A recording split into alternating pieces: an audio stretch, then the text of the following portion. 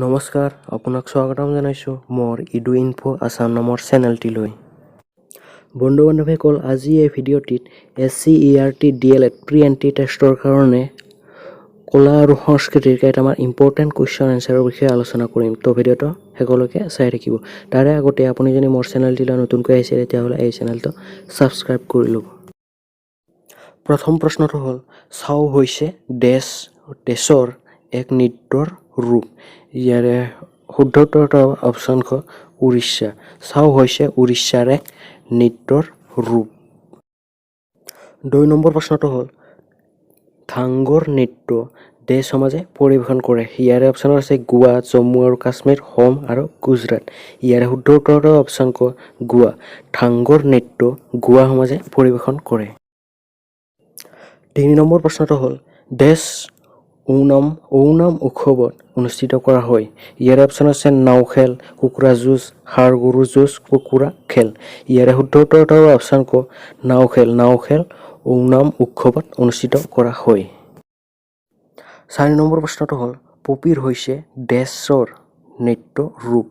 ইয়াৰ option আছে উত্তৰ প্ৰদেশ, অৰুণাচল প্ৰদেশ, অন্ধ্ৰ প্ৰদেশ আৰু মধ্য প্ৰদেশ। ইয়াৰে শুদ্ধ উত্তৰটো হ'ব অপশ্যন খ অৰুণাচল প্ৰদেশ।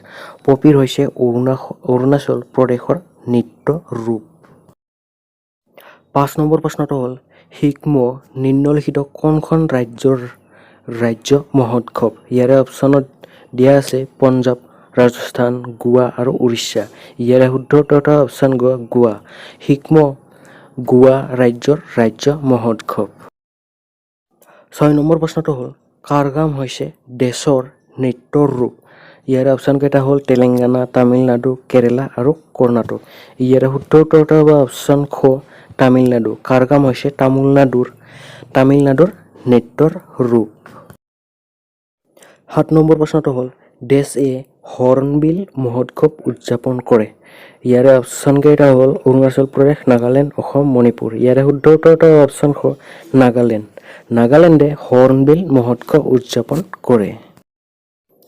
8 নম্বৰ প্ৰশ্নটো হ'ল, কোনখন চহৰক ভাৰতৰ স্থান চহৰ বুলি কোৱা হয়? ইয়াৰে শুদ্ধ উত্তৰটো হ'ব অপশ্যন গ বাংগালোৰ। বাংগালোৰক ভাৰতৰ স্থান চহৰ বুলি কোৱা হয়।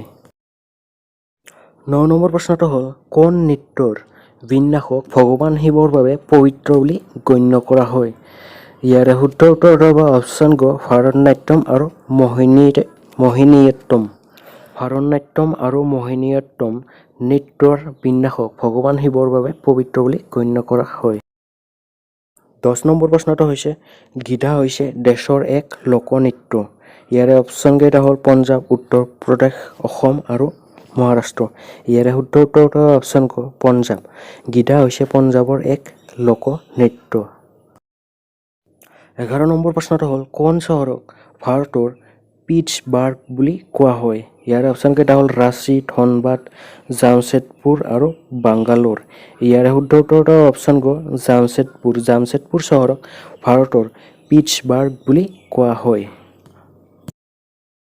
12 নম্বৰ প্ৰশ্নটো হ'ল, সংগীত নাটক অকাডেমীৰ মতে কিমানটা ভাৰতীয় শাস্ত্ৰীয় নৃত্য ৰূপ স্বীকৃতি দিয়া হয়? ইয়াৰে শুদ্ধ উত্তৰটো অপশ্যন খ 8টা।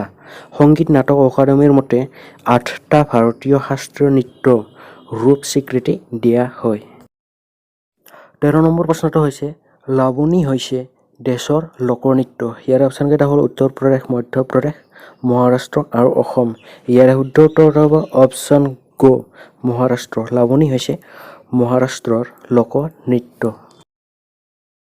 14 নম্বৰ প্ৰশ্নটো হ'ল, নিম্নলিখিত কোনটো কেৰেলাৰ লোকনৃত্য ৰূপ নহয়? ইয়াৰে শুদ্ধ উত্তৰটো হ'ব অপশ্যন খ চেপ্পেলি। চেপ্পেলি কেৰেলাৰ লোকনৃত্য ৰূপ নহয়।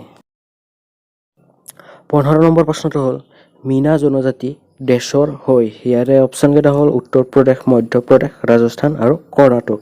ইয়াৰে শুদ্ধ উত্তৰটো হ'ব অপশ্যন গ ৰাজস্থান। মিনা জনজাতি ৰাজস্থানৰ হয়। 16 নম্বৰ প্ৰশ্নটো হ'ল, হাতী মহোৎসৱ দেশত উদযাপন কৰা হয়।